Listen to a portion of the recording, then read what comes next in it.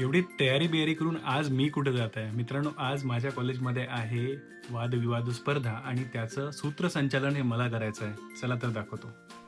दुसरीत असताना निंबाळकर मॅडमनी मला पहिल्यांदा आयुष्यात स्टेजवर उभं केलं होतं आणि त्या दिवसापासूनच पब्लिक स्पीकिंगचा कॉन्फिडन्स हा माझ्यामध्ये निर्माण झाला. रिहर्सल सुरू आहे.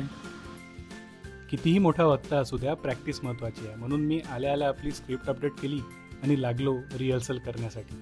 मुला मुलींसाठी समाज माध्यमांवर बंदी घातली पाहिजे का, हो की नाही, असा या स्पर्धेचा विषय होता.